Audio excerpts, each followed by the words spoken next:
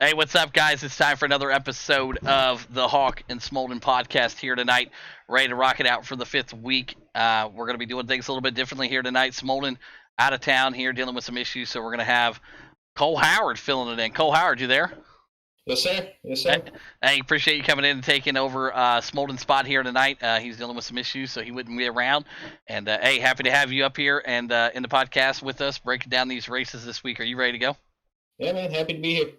All right, here we go. We're going to start the week off with Monday. That was on February 28th, one of the last days of the month here. And we went to Stafford Motor Speedway with the asphalt street stocks. And these boys put on a show here. We started out with qualifying here. And Chris Jones laid down the burner out there, a 21.322.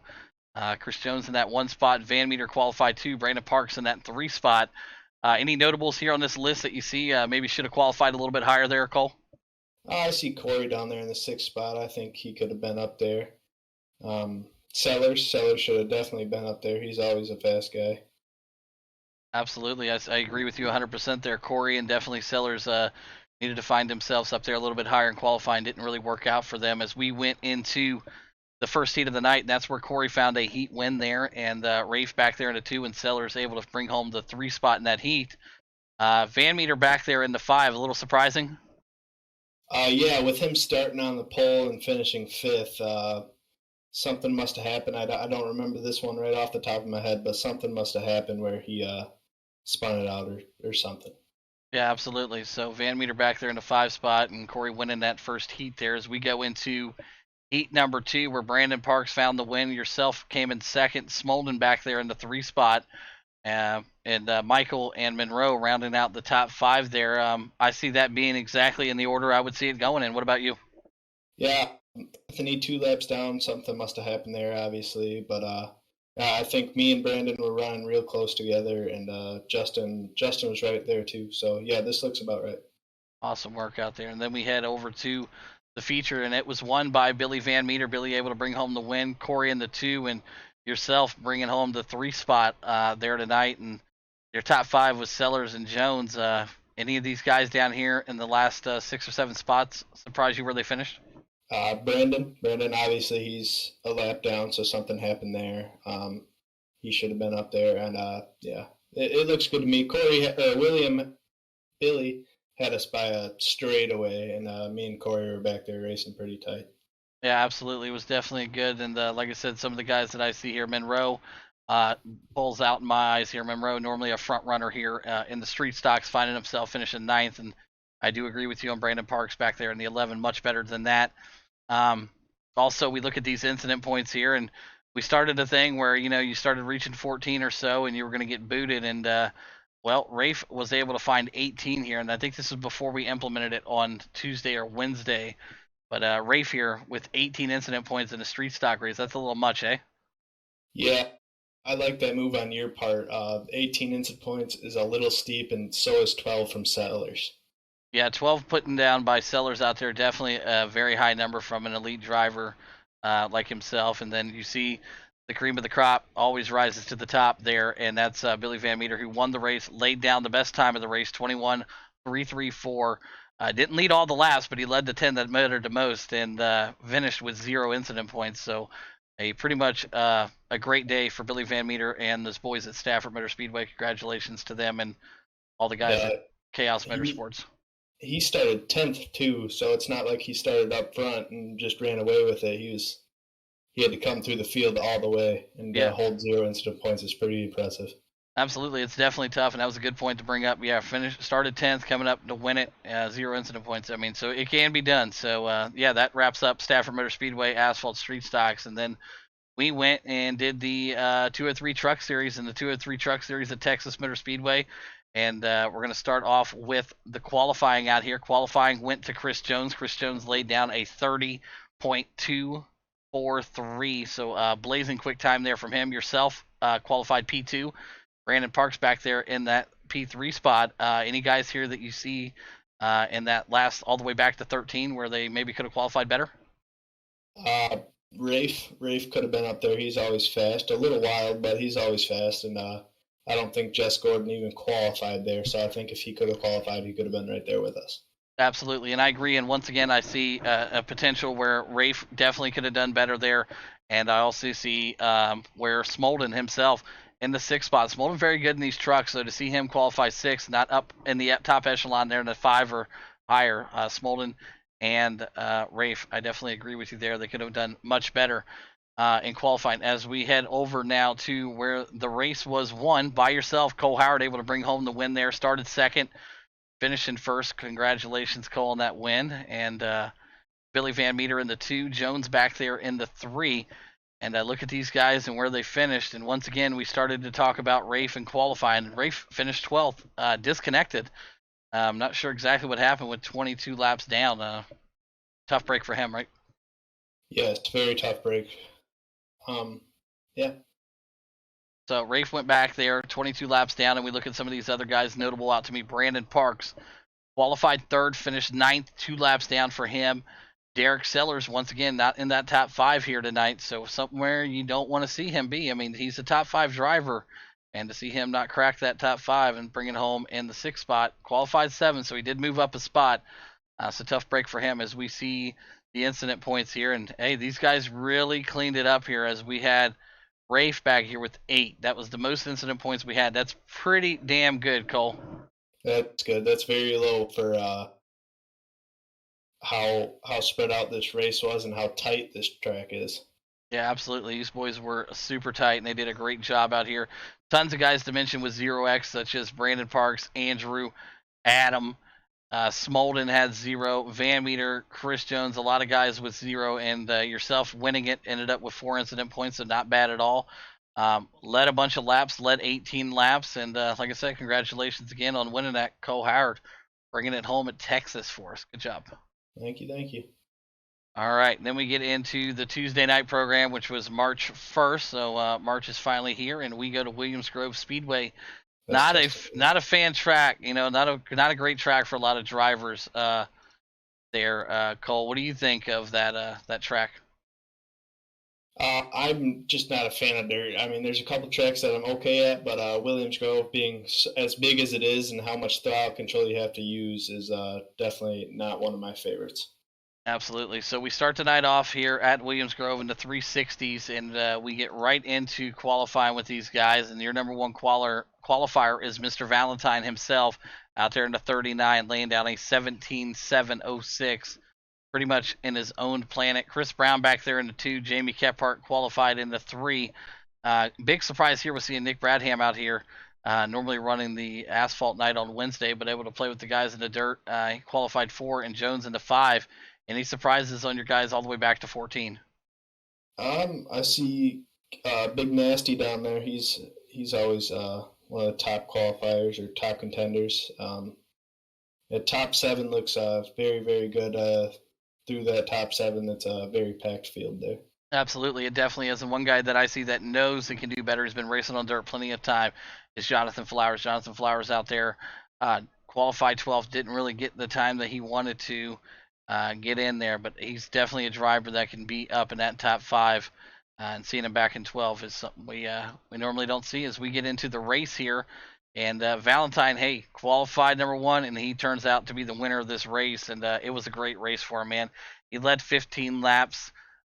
He led all the laps that really mattered, as you've seen Chris Jones back there in the 2, Jamie Kephart in the 3, Coy in the 4, and yourself rounding out the top 5. Able to squeeze out in front of Nick there. But yeah, I mean, great race overall for all these guys. And the biggest surprise to me that I see here, once again, is Derek Sellers back here in that 12th spot. Now, I know he's not known for his dirt racing, but he does show up and run, and he shows up a lot and runs a lot of dirt. So to see him finish in 12th with 11 laps down with a disconnect is a little rough to see there. I agree completely with you, along with Big Nasty back there, 8 laps down. Yeah, Big Nasty, 8 laps down. So those guys right there definitely got to pick up the pace, because you see him qualified 6th, finished 12th. It's just a rough night. Another notable here is the P2 starter, Chris Brown, started 2nd and finished 8th there. So tough break for them, but congratulations again to Valentine winning it at Williams Grove in the 360s. As we now go over to the dirt big block modifieds. I do love this class here, and they're also at Williams Grove. All the dirt was at Williams Grove this week. And we start off with heat number 1, where Chris Jones dominated it, led all 6 laps, never was touched once, winning it there. Jamie Kephart in the 2. Gordon rounds out your top 3 in that first heat there. Any surprises? Or everything look where it should be? Looks about right, except for Big Nasty once again back there in the 6th spot. Big Nasty back in the 6th spot. Don't disagree with you there. He can do much better as we see heat number 2 roll off, and Derek Sellers out there led 3 laps, was able to lead the 3 laps once again that mattered. Cole Howard back there in that 2 spot. Fat Cat David showing up every once in a while, and he's able to bring it home into 3, Coy into 4, and Flowers back there in the 5 spot. Any surprises? Coy should have probably been up there a little more, running the fastest lap in that heat race. Not only the fastest lap, so let's put it in perspective here. Your winner, Derek Sellers, ran a 20.627. Coy, who finished 4th in this heat, ran a 20.538. So a dramatic swing in the time there, but I do agree with you. Good point out there from Coy there. But yeah, awesome racing as always, and congratulations to Derek Sellers for taking that heat number 2 as we got into the feature and things got dicey. And dude, I tell you what, I enjoyed the big blocks race last week that we had, and I was hoping for the similar, and we did get a little bit racy out here, but Wyatt Walker able to bring it home here again. Wyatt Walker qualified P1. He did not have to mess around with the heat races or the consies or any of that. Was able to jump right into his car, start off in P1, and Wyatt Walker winning it here. Jones in the 2, Jess Gordon in the 3. 4 is going to be Coy, and 5 is going to find yourself Cole Howard there in the top 5, and that's pretty darn good for me. Looking at the rest of these guys here, any surprises all the way back to 13? Jamie Kephart. He's always very fast on the dirt, no matter what car you put him in, and it looks like he got disqualified. Maybe 12 inch. Oh, never mind. I'm looking at the wrong name there. Yep. Jamie Kephart started the race in 4th. He got into an earlier accident there where he got flipped up on the side. I do remember that. I believe it was him and Chris Jones got tangled up a little bit and ended up getting flipped over. It was we stayed green flag, and he had to call for a tow, and it put him 5 laps down. But yeah, very, very unfortunate for Jamie. It's definitely a front running car that you normally see up there racing for a top 3, definitely a podium. So tough break for him. And also, we did have our first disqualification. I will call him out as I see him. We did start doing the 12 incident points here, and it looks like Jonathan Flowers fell to the first victim of the new rule with the 12 incident points. How do you feel about that rule there, Cole? I like that rule. It keeps the drivers honest and not going out there and making contact on purpose, because if they get to 12, they're gone. Yeah, and 12's a solid number. I do agree. I mean, that gives you 3 4Xs, that gives you a couple 2Xs if you need to, and throw in a 4X. I mean, so it's definitely a comfortable number with for the league, and I think our drivers are very well accepted of it, as we see Wyatt Walker, like I said, winning it here. And then we looked at those incident points. Like I said, 12 of them were maxed out by Flowers. He got DQ'd. And the only man on the track that was able to get 0 was Wyatt Walker. Won the race, qualified first, laid down the fastest time at a 20.771 in the race, led 29 laps, 0 incident points. That's a bad man right there. That is a one bad man. So congratulations to him again, winning the big blocks at Williams Grove. That was awesome. Now we head over to the dirt late models. We do run them pro late models over here on the dirt, and they're an awesome time. And we got out there and did some qualifying where Jamie Kephart found himself on top with a 20.041. Jamie Kephart very quick. Big Nasty back there in the 2. Coy in the 3. 4 was Jones, and Wyatt Walker qualified 5 there. Any surprises in the qualifying order? Derek Sellers, he's qualified 9th, and he's one of them guys that should always be top 5th and top 5. Absolutely, I agree with you 100% on that. And then I take a look here, and I look at Jonathan Flowers, and I say it again. The guy runs a lot of dirt, night in and night out. To see him struggling this week, I don't know if it was just a track. I'm not sure what it was, but seeing him through these first 2 races, just not what John normally is running. So to see Flowers back there qualifying in the 10th spot, big surprise for me. So hopefully he'll get his stuff turned around here for next week as we get into the race here. And that race was won by Jamie Kephart, Coy in the 2, and Big Nasty rounded out your top 3 there. Any surprises in your feature results? I would have to say myself, I was a little bit disappointed after qualifying on the pole last weekend, and not being able to do it again or be up there in that top five. Absolutely, I agree with you there. I mean, like I said, you qualified sixth, dropped back to the eighth there. Overall, not too bad there. As we look at the incident points and things got cleaner, nobody wants to be that guy that has to put it on the trailer because of 12 incident points. And the closest we got was Jonathan Flowers again with 8. So Flowers with 8 incident points there. And then we look at some of the notables here that had all zeros. Jamie Kephart winning the race, led 29 laps, laid down the quick time 20.118.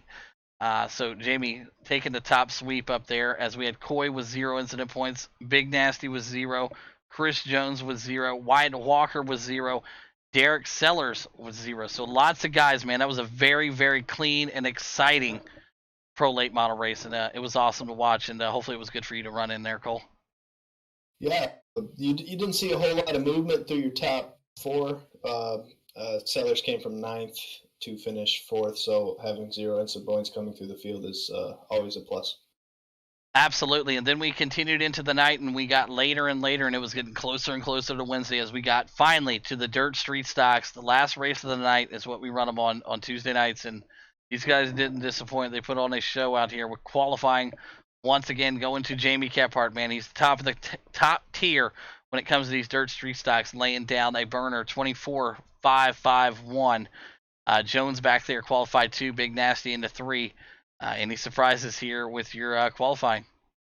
Um, he should or he always wants to run up top there, and he's always one of them fast guys. Who was that? Wyatt Walker. Wyatt Walker. Yeah, absolutely. Big surprise seeing him out there. Yeah, normally up there front running. And once again, I'm going to go here. I'm going to go with Flowers again here. Qualified 11th. It seems like the qualifying all week for him was just a struggle. So not really sure what's going on with him or the program over there right now. But these guys got to get it together if they want to compete as we go into the race here. Things didn't change up too much. Your number one qualifier won the race. That was Jamie Kephart. Now, the only thing that made it a little bit different, yes, Jamie led all 25 laps, had 0 incident points. But take a look here down to the 8th place finisher. Big Nasty was able to lay down the quickest lap that we've seen at Williams Grove in a dirt street stock, 24.595. I mean, the dude was on a rail late into this feature here, Cole. Yeah, he's moving for sure. Unfortunately, starting in that 3 spot and ending in the 8 spot. But this is Jamie's bread and butter, and this is out of words there. Out of words. Hey, I agree with you. As we see Jamie Kephart winning it, congrats to him. Jones back there in that 2 spot, and Jess Gordon rounds out your top 3. Like I said, my surprise is that I see here is I see Flowers back there in the 9 spot, does much better than that. And to see his, I mean, you got his team right here. So you got Coy in the 7, 8 is Big Nasty, 9 is Flowers. And I mean, like I said, I don't know what's going on with those guys over there in that camp right now, but it's definitely something they got to figure it out because they run much better than that. So seeing Coy, Big Nasty, and John, those 3 together for me is just something we don't normally see here, Cole. Yeah.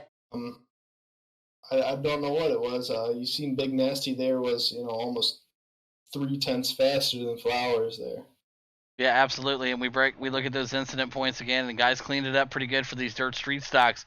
The most we had was 6, and they were set by Gordon, Sellers, and Coy. Those boys able to set it off with 6, and then like I said, your only guy with 0 was Jamie Kephart up there. So congratulations again to Jamie Kephart, winning dirt street stocks, 0 incident points, and leading 25 laps.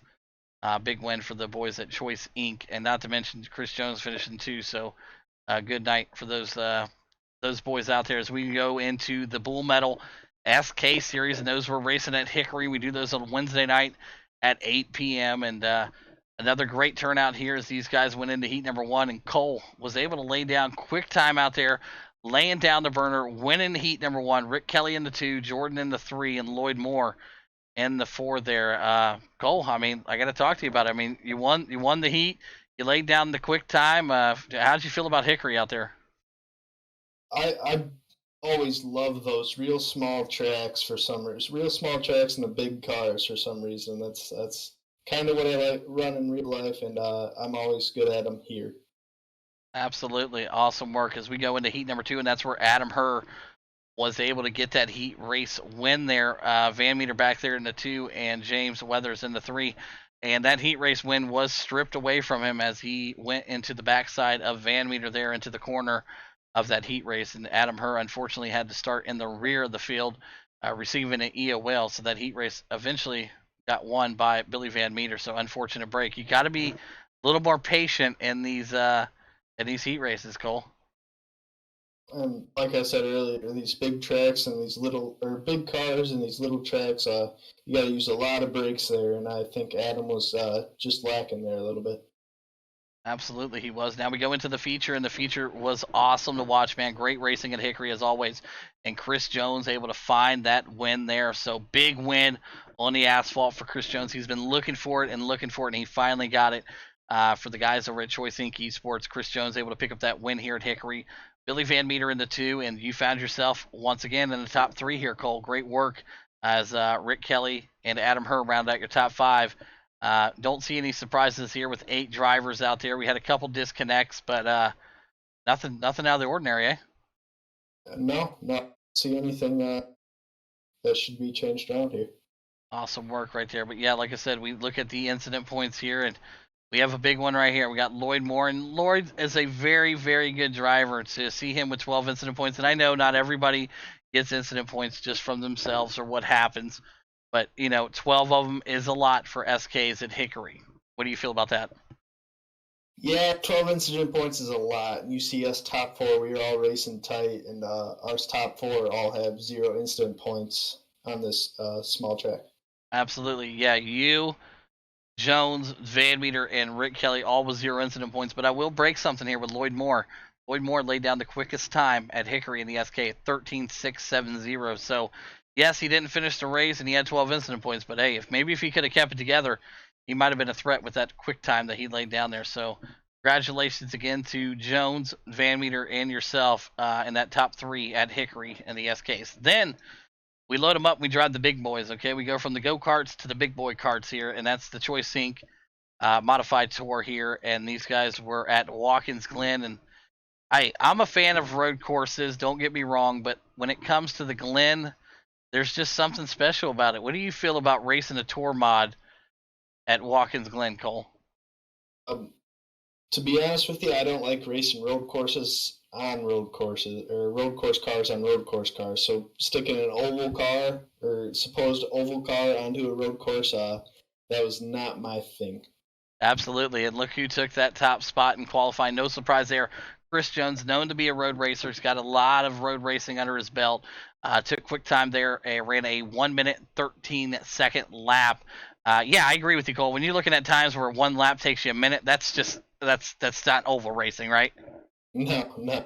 Okay, good to see there. And Valentine back there in the 2, and Van Meter able to qualify himself in the top 3. I would say any surprises with the road racer guys out here, and I'm not really seeing anything cool. I mean, these guys kind of just showed up, and they didn't really know what to get into. I mean, it's a tour mod at Watkins Glen, for God's sakes. No, up there at the top, you see the guys that are good at road courses, and then the guys that are good at the tour modifieds. Absolutely. So, yeah, the running order was definitely awesome to see here. And we'll get right into that feature. Again, Chris Jones going quick time at the Glen in the tour mod. And then we get into the race, and things got really interesting in this race. And it was really cool to watch these guys up front. And the race was won by Mr. Valentine himself, where he qualified second but able to win the race. He laid down the best time of the race, where he was able to find a blistering 1.12.845. I mean, I don't think anybody else all weekend or all that on Tuesday or Wednesday night, excuse me, was able to get down into the 12. So big run for him.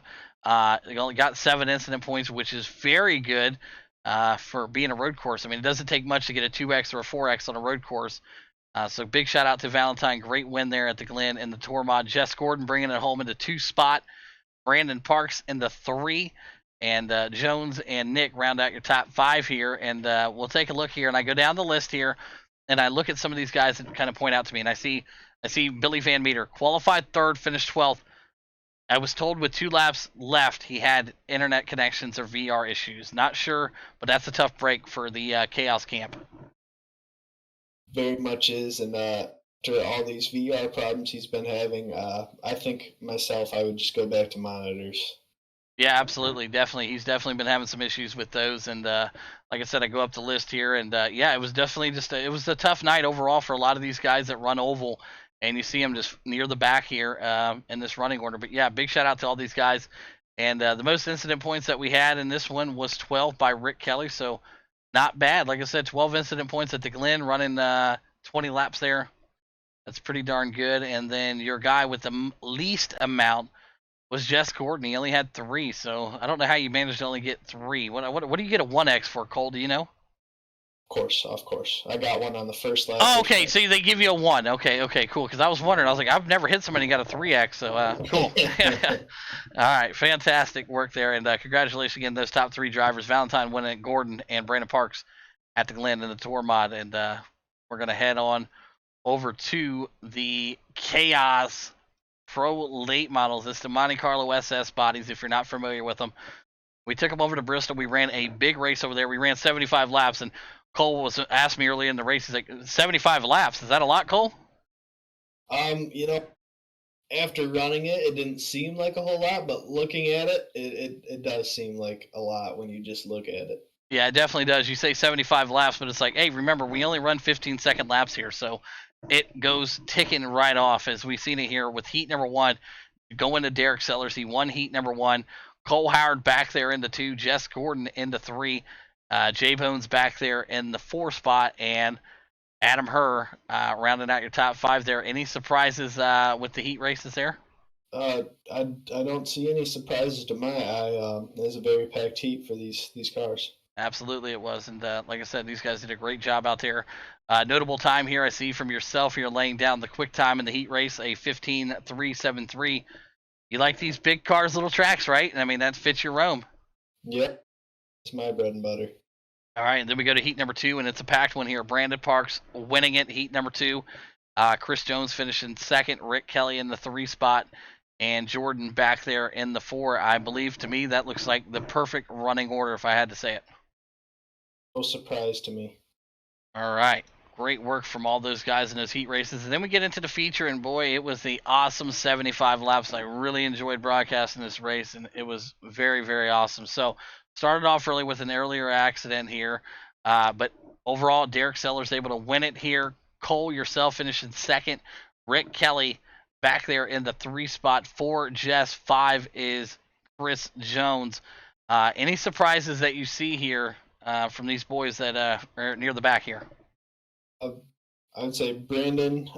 I think he is involved in that first incident, which parked him for the night. And then Van Meter back in the 7. I believe once again he did have VR issues.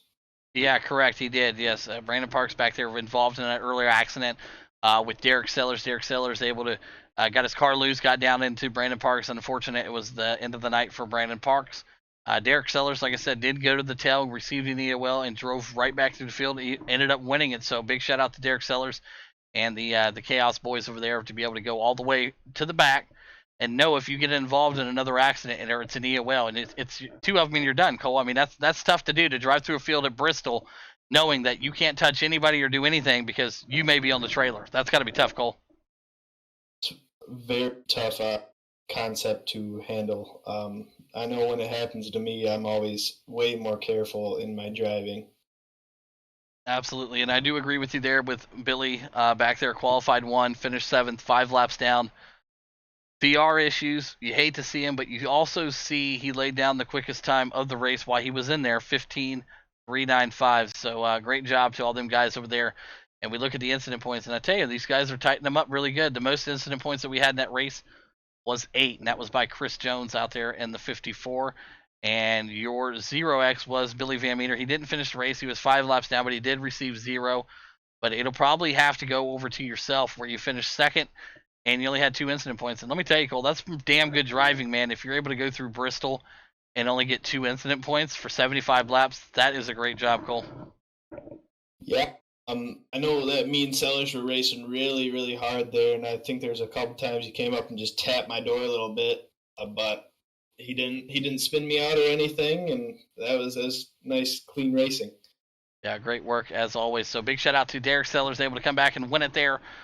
Cole, yourself there in the 2, and Rick Kelly rounding out your top 3 there as we finished up the Wednesday night program. And then we get into what we just got done racing. Homestead Miami Speedway, great track, mile and a half. Clear skies out there, a little cool, 72 degrees out there, but the action was definitely heating up on the track when we went qualifying. And Jamie Kephart laid down a burner, 32.433 for Jamie Kephart. Brandon Parks qualified second. Derek Sellers qualified third. Any surprises with these qualifying orders here?